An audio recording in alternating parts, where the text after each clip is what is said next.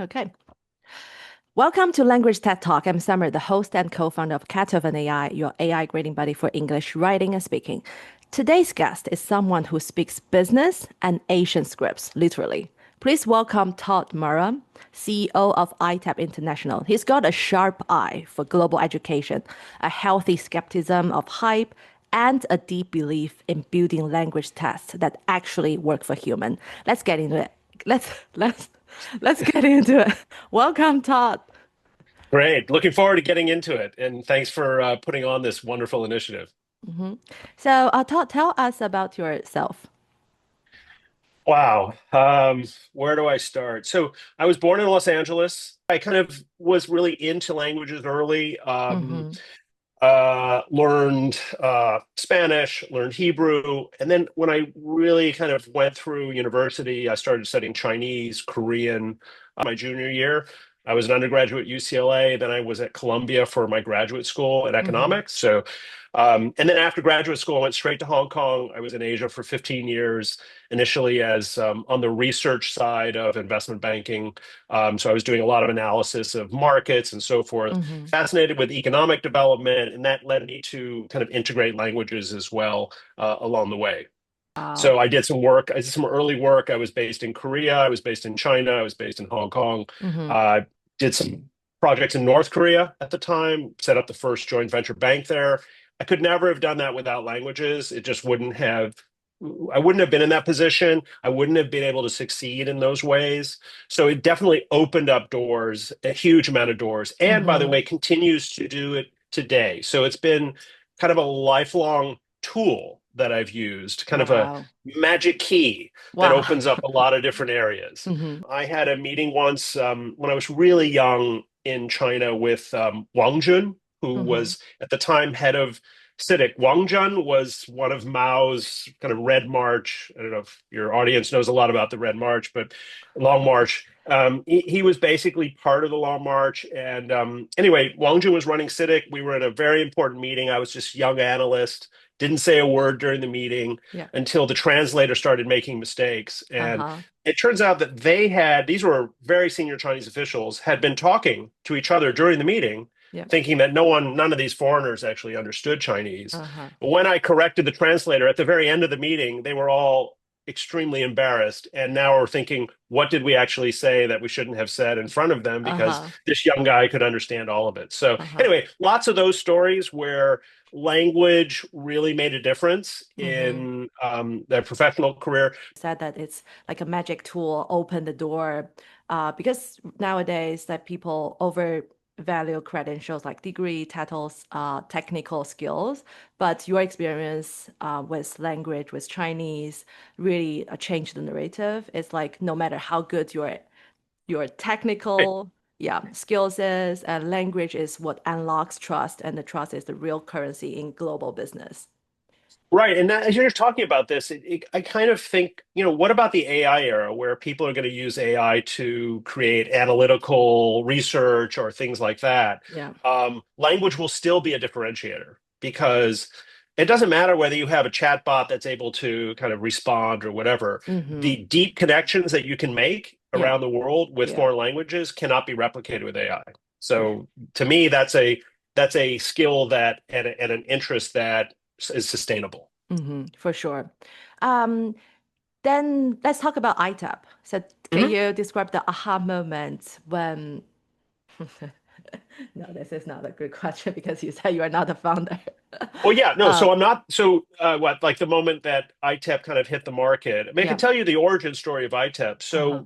So I joined iTEP later, but it was founded by two veterans of the English language learning and testing industry, Hmm. who had been there for like 40 plus years. At the time iTEP was founded, this is around 2004, and then sort of getting going around 2008. There were paper-based tests. It Hmm. took a long time to schedule. You'd have to wait, 2 weeks to go into a learning center and schedule your tests. So iTEP was developed as a native, the first online, on-demand English proficiency testing group. That Hmm. in itself was a huge innovation at the time. It was you could go on, you can sign up for the test, you can take the test immediately. The Mm-hmm. scores are delivered within 24 48 hours, mostly in most of our tests between 0 and 24 hours. Mm-hmm. So what we find is that a lot of our competitors are actually moving more towards our model, which is much more flexible, online, on demand, and actually shorter tests. So Mm-hmm. at the time, the TOEFL test for a long time was 3 hours. So Mm-hmm.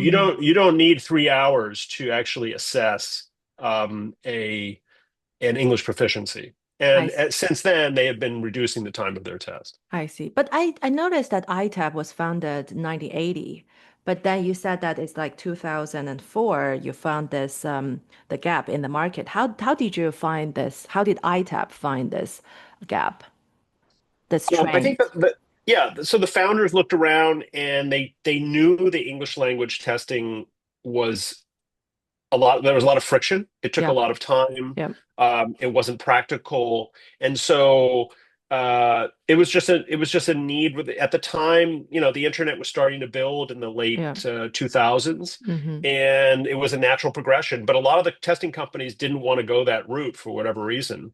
And so iTEP came in and basically developed a workable model that was online, native online, on Mm-hmm. demand. Founders actually had exposure to the industry already. Mm-hmm. Perry Aikens, one of the original founders, worked with ELS and Berlitz, so he kind of knew the industry fairly well. So, but it did take a number of years to get the platform to where we wanted it. And Mm-hmm. where it was, quick delivery, it was secure, the test was validated, and so forth. So it did take a bit of time to get all the elements in place to compete with, veteran testing companies. So we're Mm-hmm. competing with ETS that had Yeah. TOEFL. Yeah. Um, Interestingly enough, though, iTEP is not just an admissions testing group. So Mm-hmm. we often think about, TOEFL is for the most part admissions testing. So if you want to come into the United States, you'll take a TOEFL test, or you take an iTEP test, or you Yeah. take a Duolingo, whatever. Those are for admissions, so-called very high stakes. We actually have tests in a whole range of areas. So Mm-hmm. we do high school testing, we do placement testing, progress testing, Mm-hmm. other aspects, and we also have workforce tests. So we are very much interested in English proficiency across many use cases and not just focused on admissions. Mm-hmm. Was there a moment that you knew iTap would succeed, a breakthrough or big win that you made you realize that, oh, yes, this is working? Well, I can speak for uh, I think that just the amount of scale that we were able to build in Mm-hmm. the first 10 years. Yeah. I think it was difficult. It was difficult at first. It was hard to scale. But through a lot of relationships that we leveraged, Mm-hmm. and certainly the founders had leveraged originally, Mm-hmm. we were able to develop some extremely good partnerships around the world. And those partners became very successful and continue to be successful to this day. Mm-hmm. So that was a validation of what we could do as a small company. Now, if we can replicate, today we have a presence in over 60 countries. We have about 30 partners around the world. And so we work between both partners, leveraging partners around the world to actually sell our product, as well as direct sales across many of these countries as Mm-hmm. well. So we have kind of a dual approach in how we focus in. But I think I think it did take a while, but once we started, doing fairly well in, countries like Turkey and Colombia and Yeah. Mexico, early on did extremely well. And really were able to basically knock out the competition in those markets. And that was very validating for us. I see. So the question for us is, how many other markets can we compete at that high level in? When iTap was founded, is it like at the very beginning, it's B2B model, be a business to business instead of B2C? Correct. Yeah. Correct. In fact, for most of iTEP's history, we've been solely a B2B model. Solely B2B. We have evolved somewhat. So in the early days, actually, iTEP originally wanted to do a lot of workforce testing when it was first launched, Mm-hmm. because there was a clear need for companies around the world to train their workforce, Yeah. and there still is today. Yeah. Over time, though, we worked with the academic sector because that tends to validate tests a little bit better because even companies might say, well, what universities accept you? You know, how are you known in the academic sphere? So we built that credibility on the Mm-hmm. back end. Mm-hmm. And so now we actually ended up having a very large business in academic testing. So high schools, English language schools, universities, teacher training, and so forth. But we still then focus on workforce and continue to do so today. Mm-hmm. So it took, I guess a varied approach. I mean, we started out thinking that we were just going to do workforce Yeah. testing, but we ended up doing academic, and now we're obviously have gone back and To really like sort of reignite workforce testing as well. mm-hmm. Among all of the different tests iTEP offers, like workforce, academic, Mhm. what is the one that stands out as the most widely used? I think at the moment, our iTEP academic test, which is our flagship academic test for admissions, and I'd Uh-huh. say kind of the high stakes test is widely used. We Okay. also have increasingly good traction with our slate test. Our slate test is also a high stakes test, which Uh-huh. is used for middle and high schools around the world. Mm-hmm. So those two tests have been extremely well used and well regarded over the years. So last year, we can talk about the mechanics of how we grade and so forth, but we launched two new tests, which are the iTEP interview test and the iTEP Mm-hmm. all skills. Those are AI scored and AI proctored. Mm-hmm. Um, and so they're, very operable with companies. They also, the content is a little more workforce related. Mm-hmm. So they're different. And those I think will prove and starting to get some very good traction and should prove very successful. We have some conversation tests and some other, I'd say, like single or multiple skill tests that Mm-hmm. can be used in between there. But those two tests are definitely the most well regarded and highly used. Which one is the most profitable for the company? The academic certainly has, Uh-huh. because we just use it so widely. We use it with universities around the world, and not only for admissions testing. So, Mm-hmm. in many countries, it is required for college students to reach a certain proficiency level to get their diploma.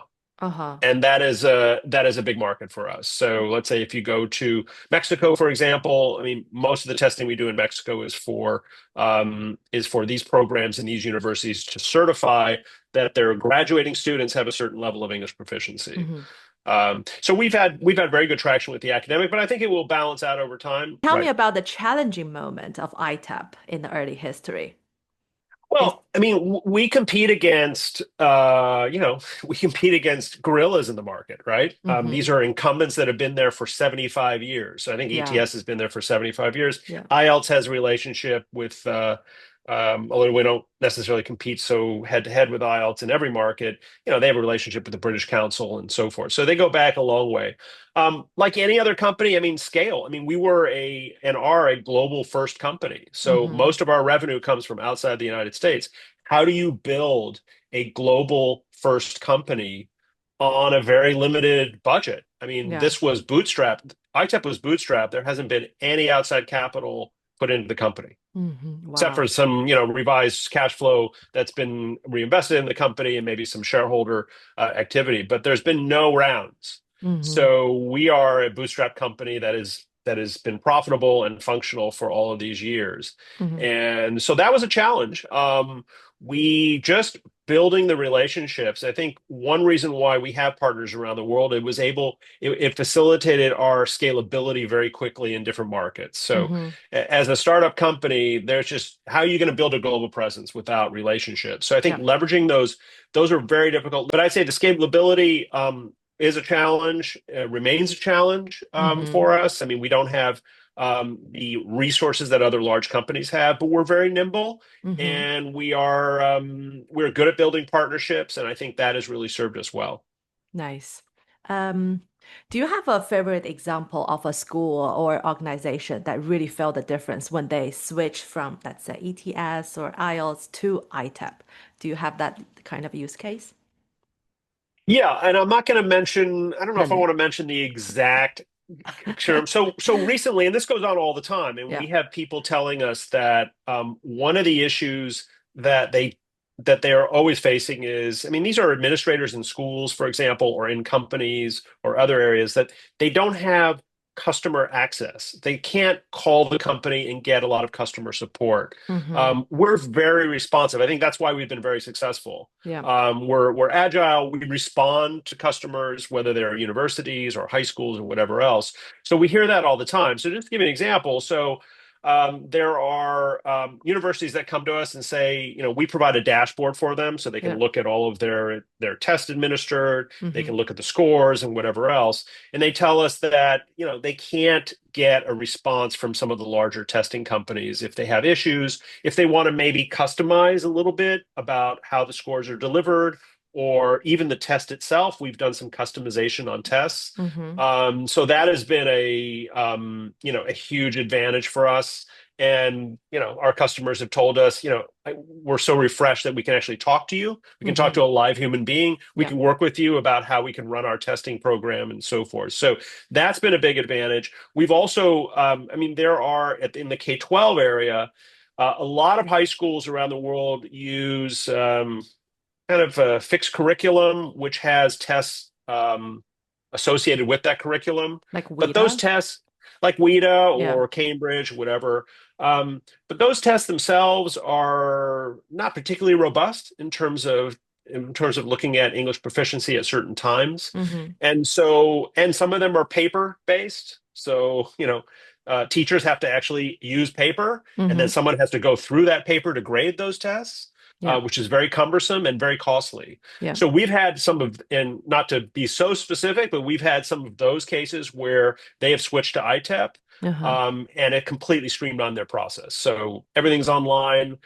We help them manage the process. There's no paper testing.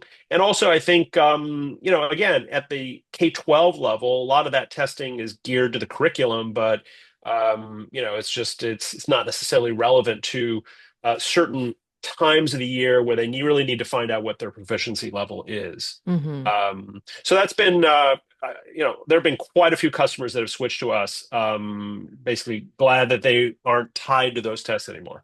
Nice. I do hear that in the future, what will be called as a premium service will be talking to human being, as you mentioned. So, can you share an example of how technology has shaped iTAP? Well, so for example, so some of our new tests, Yeah. we have conversation tests where I wouldn't say that we're using sort of any sort of AI talk through, but we're actually developing tests that have a certain I'd say kind of a helper involved, a narrator involved that takes Mm-hmm. them through the test. And this is particularly for the conversation test that we Mm-hmm. have with the iTEP interview. That lowers the pressure on some of the test takers. It kind of engages them so that Mm-hmm. they'll walk through this process. And so that's very important for a number of our tests is to, not create an intimidating test. I mean, the test is difficult. It's going to be as difficult as any other test. Yeah. But we want to make it engaging and sort of give them some help. So I think AI, certainly with the advent of, I'm looking ahead, the advent of avatars or other holograms or whatever we want to use to kind of bring people through the testing process in a way that you know tones down some of the intimidation, I think Mm-hmm. would be helpful because some people don't do well on tests if they're intimidated, but language tests should be completely relaxed and open. We want to actually evaluate this person's language capabilities, so extra tension doesn't help. No, it does not. But you also mentioned that you developed two AI scoring system. But Right. yeah. So Mm-hmm. yeah, so we have a partnership. So this is a new initiative for us. There are obviously people who are averse to AI in terms Mm-hmm. of scoring. Yeah. So we have two options. So most of our tests originally are human scored, and indeed all of our academic tests are still human scored. Mm-hmm. Our workforce tests now are AI scored, but we will give a human option as well. Yeah, So some people are comfortable with it, other people's aren't. But we've integrated it in. We find it extremely effective. for sure. unbiased. We like the results. I Mm-hmm. think there'll be more iterations of this test, I'm sure, in the future. But this is a very sophisticated speech analysis program, which Mm-hmm. also can look for accents and other areas. So we're very pleased with it. I think our customers are pleased with it. So we'll see. I mean, we're early in this area, Mm-hmm. particularly for standardized tests. Yeah. So for progression tests. I mean, there are a lot of great AI platforms out there, probably including yours, that can measure English proficiency at any time in the cycle. Mm-hmm. It's less. It tends to be less used for, as far as I can see, for standardized testing today. Mm-hmm. I think that may change, and we'll have to see how that works. Yeah, there was actually a recent research published this year. It says that the students rated AI human co-produced feedback as more useful and trustworthy than AI or human feedback alone.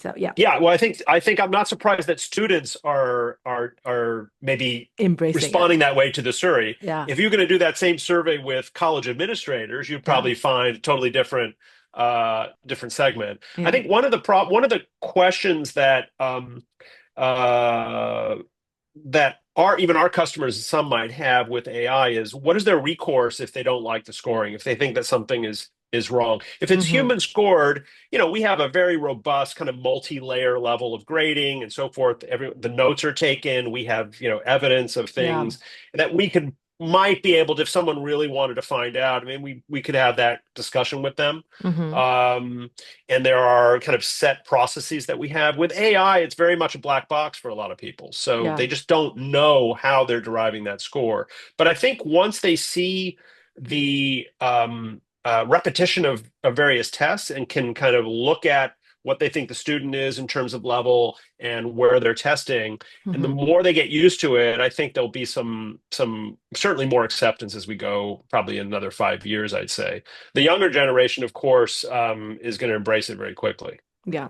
I think what you said really gets the heart of the discomfort with humans. We Mm, accept a certain level of subjectivity. With AI, we expect flawless consistency.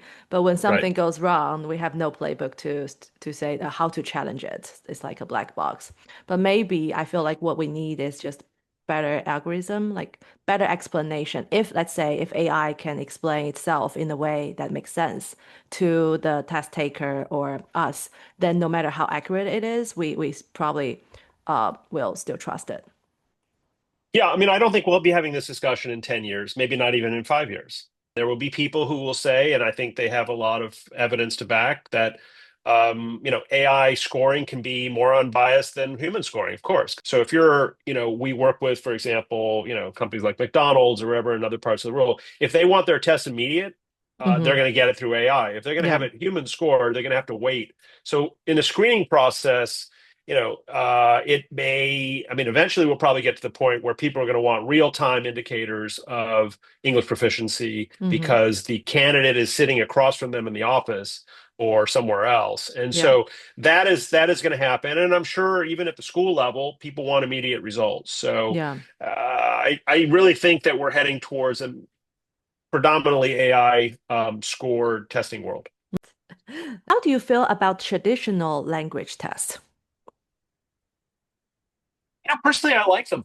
I mean, I think when I think back to my difficulty in learning languages and testing, I mean, there was Hmm. never a magic solution. So I think some of the traditional tests are still very effective. I mean, the question is, how practical are they to deliver to people in different parts of the world or in different places? Hmm. So there's a practicality with traditional tests, and by traditional tests, I mean they could be online tests or whatever else. But they're multiple choice, they're essay sections, they're verbal, whatever. I mean, a lot of the standardized tests, including ours, are based on a traditional system Hmm. of testing. So Hmm. I think they can be super effective, and I have no problem with the traditional tests at all. I'm wondering what the new form of test will look like. That may be coming in the next couple of years, where possibly, let's say, for speaking, you'll have an avatar that's basically interviewing you, and then measuring your progress as you go. That's already here. Hmm. So, and there may be some variations on that Yeah. key. But testing is testing ultimately. I mean, uh, I think technology has given the illusion for people that the test is going to be easier or easier to manipulate or so Yeah. forth. I don't think that's true. I think if I were teaching today, just given the AI, this is kind of off topic, but just given the AI usage for, let's say, college students and things like that, I would just have them come into the classroom, open up a blue book, and have a pen or pencil, and I give them questions and have them write it out right there. So, no aids, no so forth. Because, one thing we didn't talk about also was the use of AI cheating Yeah. on tests, which is proliferated a lot in the last couple of years. Yeah. I would definitely not choose your class. Yeah. Um, because, because sometimes it sounds very dangerous because but I know where do you come from, but sometimes there are some teachers are training students to avoid AI instead of really to think with it. And think about if we're really not preparing them for the real world, well, we are making them easier to be replaced. Right. I'm Yeah, I'm a big proponent of using AI yeah, for various things, but in yeah, terms of let's say critical thinking and some other areas where you're solving equations or yeah, you're doing certain things, um, if you're going to test, yeah.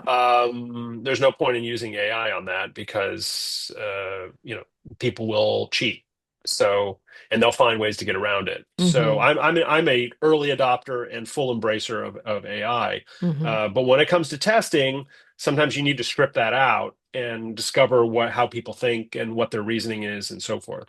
I still think that's Maybe. very important. But I feel like I maybe we need to reimagine assessment, not just a filter to keep AI out completely. Because right now there are so many universities and they have the test, but they allow the student to use AI to check the knowledge base. But Mhm. then what they are really testing is that how the students are leveraging AI to do the critical thinking to help them to open the door for some problems.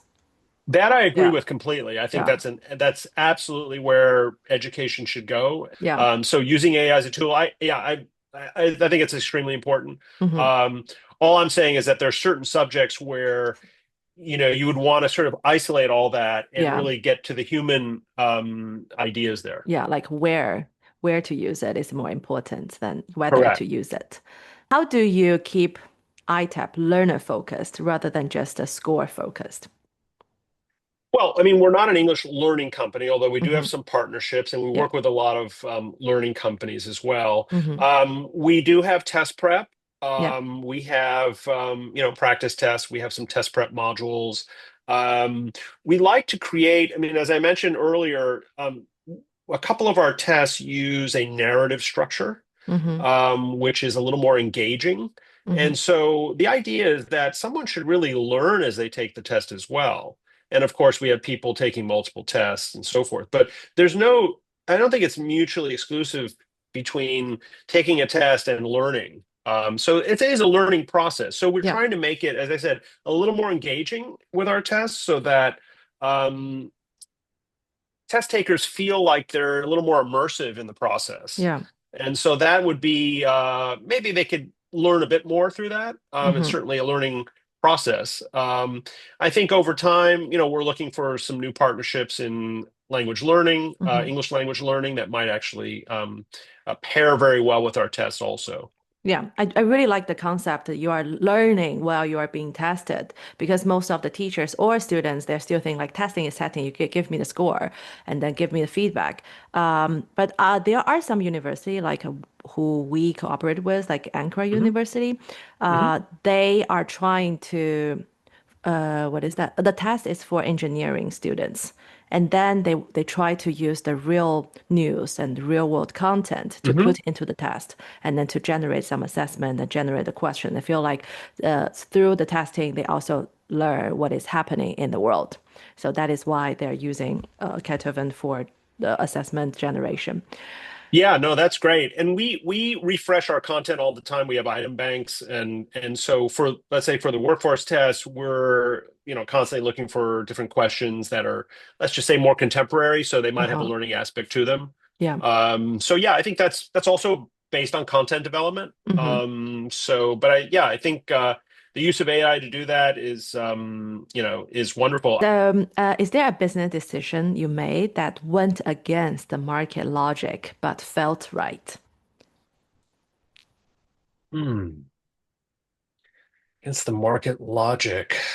God, I think just starting a company in amidst what was I don't know if it's a duopoly, but a very dominated market with English language high stakes testing Uh-huh. was probably against anyone's market Yeah. logic. Yeah. Like, why would you want to compete with TOEFL, with IELTS, with Pearson, others? Yeah. But it turns out that the English language market is deep and enormous around the world. Hmm. There are so many markets that are not penetrated at all. There's so many segments that are emerging today. We have no problem competing with anyone in the market across any of these countries.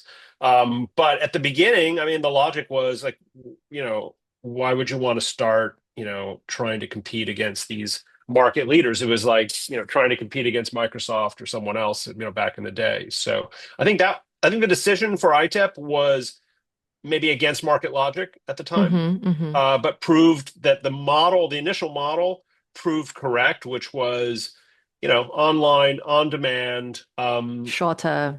frictionless, Yeah. but same level of validation Yeah. and credibility and so forth. Hmm. So we were able to pull it off. So I think that I don't know if that's cheating on the answer, but that's it goes against the logic, I think. Hmm. So imagine we are 10 years into the future. What is the one thing you hope that we stop doing in language education? Well, I mean, stop making it sound so easy, Hmm. right? Like, why? I think that with all the technology and the AI, there's a sense that you can learn languages quickly. So Yeah. Duolingo is a great example. I love the Duolingo app. I've used the app, Yeah. but it's not enough. It's not going to get you there. No. Language learning is extremely hard if you want to get beyond the basic level. And the idea that technology is just going to help us and we're going to be Hmm. able to become fluent in a language in 3 months. I don't know if you've seen these advertisements, you become fluent in a language in so many months or 6 months. One of my first Chinese language teachers told me the first 10 years of Chinese are the hardest. Oh, After really? that, it gets easier. First Uh-huh. 10 years, right? So think about someone learning a language today. They're seeing ads for AI, language acquisition. There's just a sense that we're making it sound like it's easy to learn a Uh-huh. language, and it is not. It is Yeah. extremely difficult, particularly at a level where you're really proficient. Yeah. Yeah. We So I started. so I hope the industry stops that whole. I hope they Yeah. stop that whole messaging.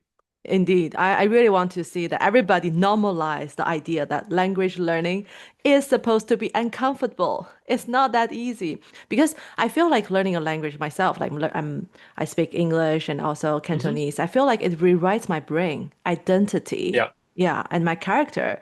So that is the beauty of it. But so if you say that this kind of beautiful thing is a very quick fix, it's not a long journey, no, that's not Well, correct. here's my pain with languages is pretty diverse, right? Uh-huh. So when I started studying Chinese, I had 5,000 flashcards. So, there are 50,000 Chinese characters, about 5,000 are used in kind of daily newspapers and things like that. So Yeah. I had this. People thought I was crazy. My roommates in college thought I was absolutely crazy. Like, why are you have all these flashcards everywhere? So I had to go through that. When I studied Russian, I started, when I finally got to the point, I started getting Russian literature and translation, these little volumes, and I would Uh-huh. try and read through that, Chekhov and some of the others. It was very hard. I was struggling all the time, but I kept pushing myself. And this is what you have to do. It's not just going on an app and doing 10 minutes of language learning every day, although repetition is very important. And I think Exactly. the gamified way of learning languages is important to keep people's interest Yeah. if they don't have that root interest. Yeah. Yeah. But languages are hard. It is. Yeah. Yeah. I agree with you. You just need to be exposed to a lot of input. What is that? Input, and then so that you can give the output. Then let's talk about yourself. The last question. Oh, Outside the God. CEO title, who are you? Who am I? Wow. Um, well, when I'm not with family and friends, Yeah. I'm more introverted outside of work. So I like to read. I like to learn languages. So I'm still, brushing up now on my Spanish, which I learned many years ago because I have teams in Mexico and other places that we're actually having some meetings in Spanish. Mm-hmm. So I'm trying to brush up on that. So I learn languages all the time. I read a lot, very widely. Mm-hmm. Um, let's see, what else am I doing? I was a martial artist when I was younger, so I'm starting Wow. to relearn Tai Chi Chuan, which is, sort of soft form martial arts that you might see with many elderly people in Hong Kong or here in Los Angeles or other places. Mm-hmm. I find it is extremely useful for me at this time of my life. It Mm-hmm. combines, um, it just helps me recharge my battery. How Um, how much time did you spend on learning daily? uh, how much time do I spend today? I mean, Like now daily. learning Yeah, daily? yeah. I'd say, well, when you say learning, do you mean outside of work? Yeah, outside Or of work, like you have I don't have a something. lot of time, but I try and get at least 1 or 2 hours. Wow, when is that? Like morning or evening? How can you keep yourself disciplined? So mostly in the evening, I'm a big proponent of audiobooks. So I walk my dog early in the morning and late at night, and I listen to books.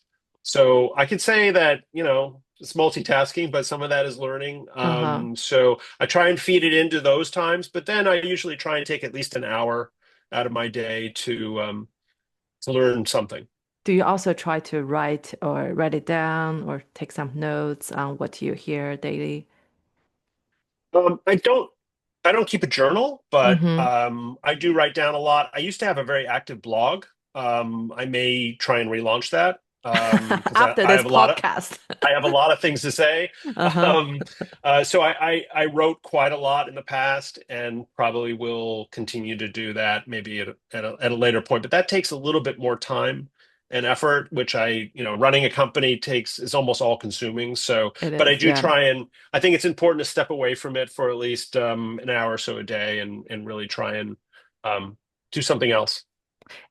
If I ask you to give one tip for the startup founder, is there one tip that you want to give them?